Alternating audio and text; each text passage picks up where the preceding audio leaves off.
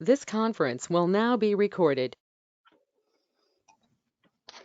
Hi, everyone. Welcome to the August 17th Stratford Housing Partnership meeting. We will call the meeting to order at 12:02. Okay, let's see. On the agenda, we need to approve the minutes from our special July 20th meeting. Do I have a motion to approve those minutes? Your motion to approve, Jen? Thanks, Beth. Second? Second. I'll second. Okay, thank you. Okay, we have a relatively short agenda today, I think, but We have to vote on the minutes. oh, sorry. All those in favor? Thanks, Aye. Beth. Aye. Aye. Opposed? Okay, minutes are approved. Thank you. Obviously not enough coffee today, so and I apologize for all the stuff in my background. I'm packing my house for a renovation, so everything is in disarray here, but anyway. Okay, I think earlier this week, Susmitha sent around to everybody another draft of the letter to go to Zoning Commission, and I would really like to kind of have us make a decision today on if we're putting that forward or not, so we can move on to other agenda items in the future. I can pull up the most, yeah? Yeah, I'd like to make a motion to approve that letter, the most recent letter Excellent. that was sent, I think, Monday. Yeah. Is that right, Susmitha? That is correct. Yes. Okay, great. Do we have a second for that? Or Brian O'Connor will second. okay, Brian, thank you. Anyone have any comments or discussion before we take a vote? Okay. All those in favor of sending this letter to zoning? Say aye. Aye. Aye. Although, any opposed? Aye. Okay, great. That passes, and we will get that forwarded on from our partnership to the Zoning Commission as soon as possible. Thank you, everyone. Okay. Am I the only one hearing an echo? Do I have somebody has me on, or is it just me? Okay, it's gone. Okay. The other item on the agenda is the 8-30G housing moratorium. I don't know that we have any updates to discuss on this one, right? No, there are no updates as of now. Okay. Any other topics anyone wants to discuss? Susmitha? I want to thank all the members of the partnership for moving this forward. I think we've successfully cleared another step. First thing was the Fair Rent Housing Commission ordinance. Second is this one. And I'm looking forward to working with the Zoning Commission and updating the ADU regulation in the near future. Yeah, I agree. Great work, everyone. Thank you, Susmitha, for your work. Yes. Thank you, Jay, and thank you, Mayor, and everybody else here on the partnership. Mary. Yes, and Glenn too. I'm sorry he's not here to see the final version get approved, but yeah, definitely good work. Email right away, and he said he'll check from vacation, so he'll be happy. Okay, good. Glad to hear it. Okay. Anything else? That's it. I was just curious. I saw that there's a proposal to build a number of new apartment units on Lordship Boulevard, and I was just curious about how that affected our affordable housing numbers if it were to be built. I can. We don't have any objections. That's fine. Yeah. Go ahead, Susmitha. So yes, that would definitely affect our affordability count only after they're occupied, because DOH counts these units based on certificates of occupancy.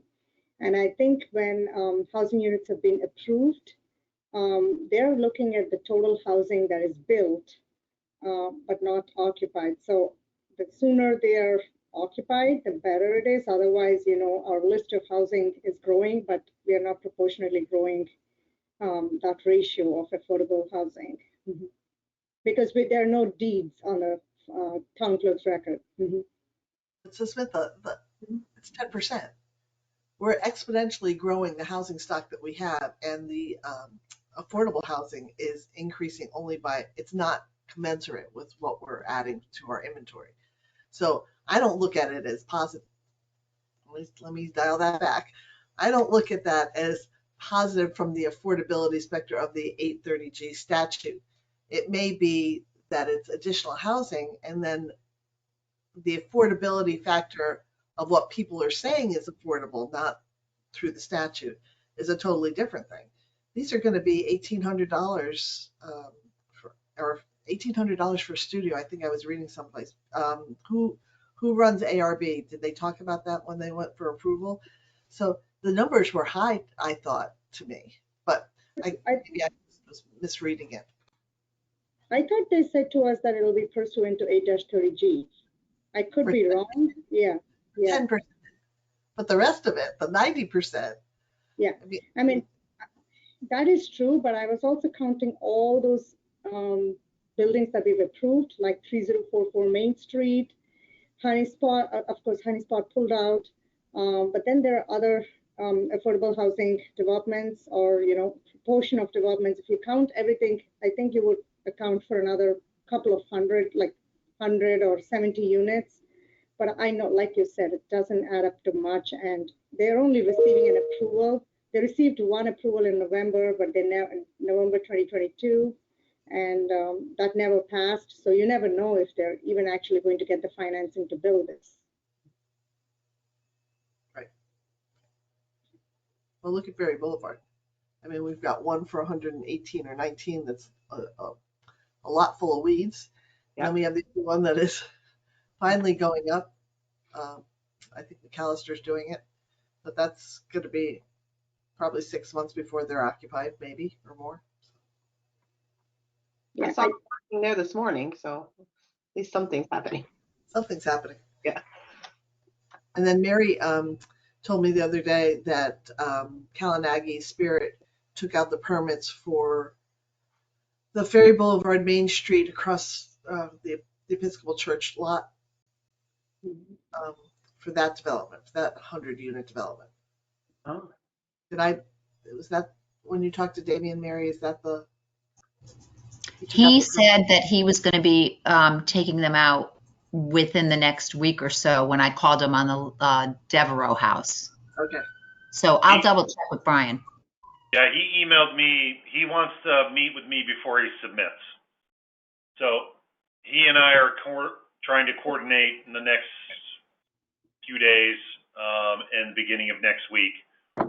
He wants me to review his plans before he submits. So it's imminent.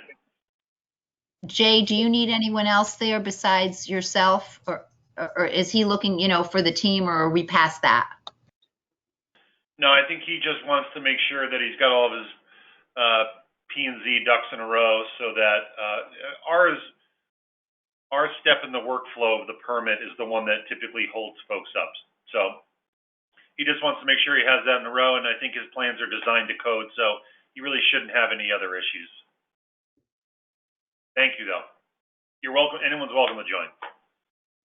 And then as another update, too, since Beth, you started this whole ball rolling, we're working through the details of the center school contract with Romana Builders. So that's happening, too. So there's pockets of these 100 units of housing pretty close to starting, so that's positive, I guess. Yeah, but if we're at $1,800 for a studio, that's very unaffordable.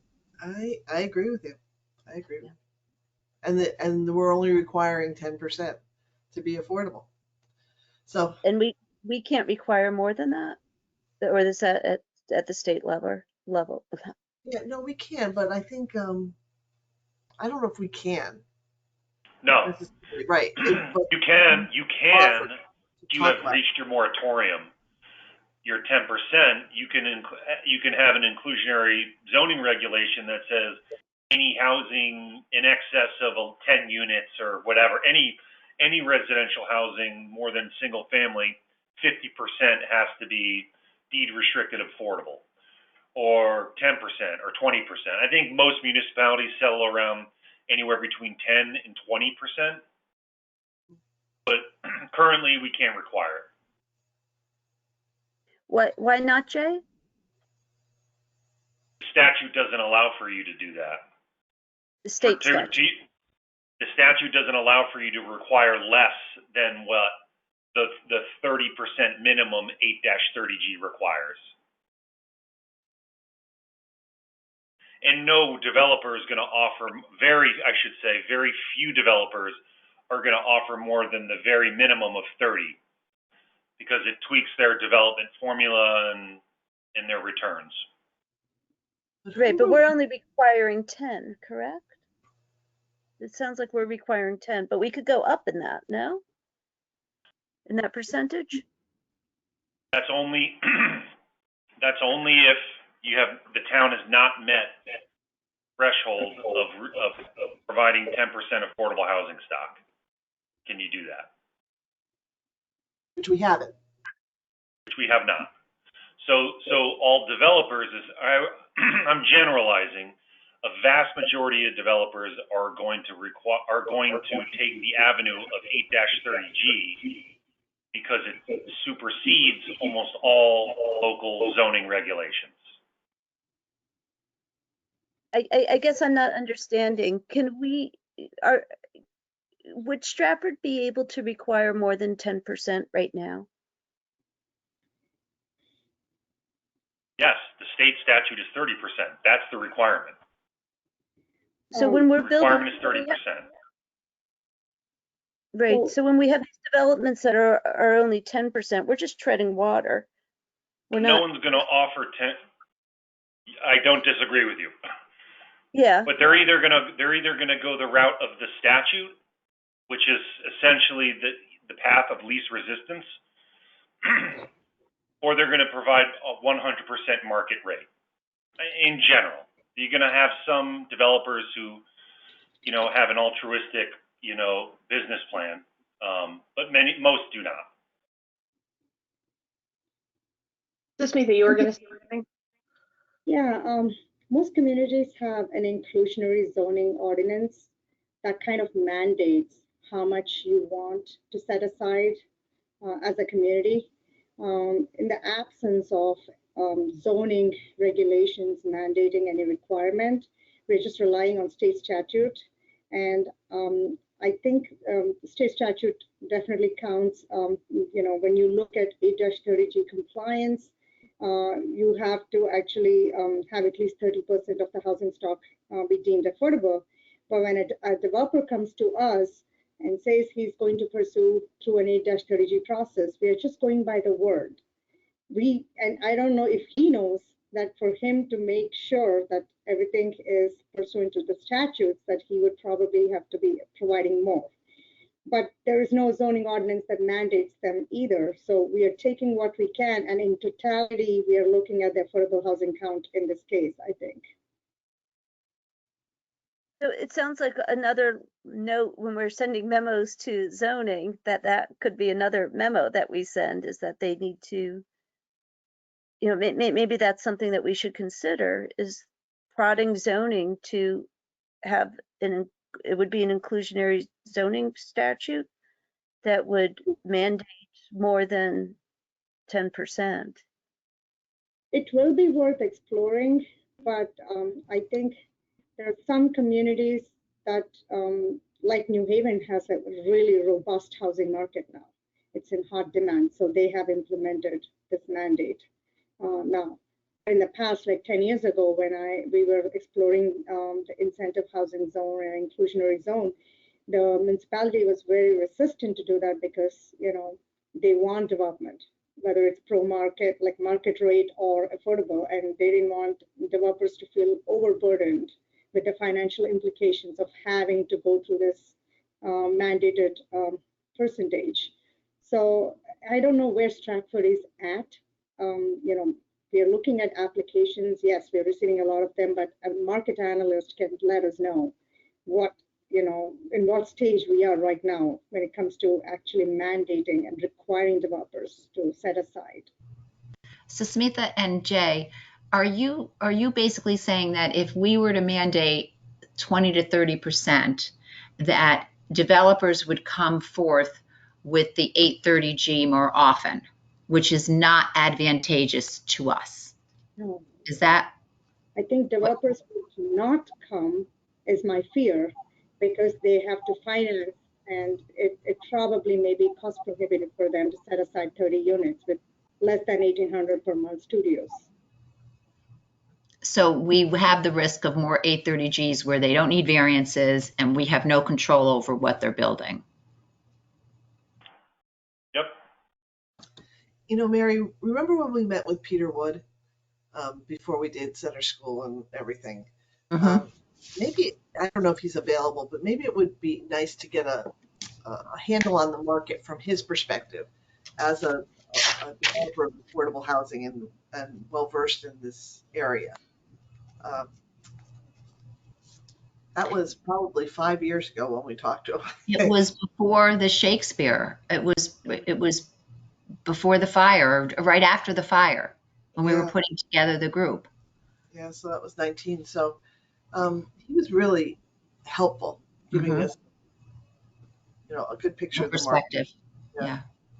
Yeah, he no longer lives in town, Right. but you know, he'd be available for consultancies, I believe. Right, because he advised us. He gave us a good path. Yeah. No, he's great. Beth, I'll look and see his contact info, but if I need something updated, I'll get it from you. Yeah. I'm still in touch with Peter. It might be good to, before we do the zoning regs, just for the housing partnership to talk to him. Yeah, and I think I don't even understand what our options are, what the options would be and what the trade-offs would be. Yeah, so if we have 30%, say that's our ordinance, right? Yeah. Then if I'm a developer, I don't have to comply with the local if I could go to the state regulation, and that's what Smith and Jay are shaking their head. There's Smith said she's afraid that they would do. So it's nice when a developer comes to us and says, "I'll do whatever you want," and what that means is, "I'll do whatever you want as long as we can make money." You know, yeah. That kind of thing. So you had the dialogue, right? And a good example of that is, you know, the town of Fairfield has an inclusionary zoning regulation, and a vast majority of their residential housing developments have opted to go 8-30G. They say, no, we don't want to, if we're providing 15% affordable housing, we'll provide 30% and do whatever we want. Much and more build dense. as dense as we want. Could just, I don't want to be selfish, but you know, I would really appreciate if there was just a short email that explained what the trade-offs would be in going ahead one way versus another. Just internally for us, just for our own education. So Glenn has a great experience working on this from other municipalities, and I would talk to him when he comes back from his vacation to provide us a memo based on his experience. He worked with Fairfield directly twice in the, zoning regs and housing statutes. So I will talk to him, and I'll make sure we get a memorandum that explains what the options are for the community if we want to go that route. Yeah, because it's also good for us to know why we haven't gone a certain route, and I don't know if I can explain that right now. I mean, this is Desmond. I think from a pure business standpoint, if we require 20 or 30% and the towns around us require 10%, as a developer, you're going to go where it's most favorable. So we have to balance that vis-a-vis like the environment that we're in, neighboring towns, and just If we want development, we have to make it favorable. No, that's right. But that would be one of the things to balance. Yeah, that would be included in such a memo. Yeah, I think that's a good suggestion. Thank you. All right. Any other questions or topics? This was a good conversation, I think. Go back to packing. Yes, I'm done. I have one. Better push the movers out a week, but I'll get there. I'll get there. I have one question. What Yes. should the agenda be for the next month? So I think our next meeting is not until October. We don't have a meeting in September. Anyone have any topics that, I mean, maybe we could have the discussion with, was it Peter Wood? Maybe we could do that in October. Okay. And if we could have, if Glenn could put that memo together before, we could kind of discuss that as well. Okay. Anything else anyone would like to cover at the next meeting? Okay. Motion to adjourn, Madam Chair. Thank you, Laura. Second? Second. All right. All in favor? Aye. Aye. All right, guys. Aye. Thank Aye. you. Thank Okay, you. see y'all. Enjoy you. the rest. Great. Thank you. Bye-bye. Good luck packing. Thank you.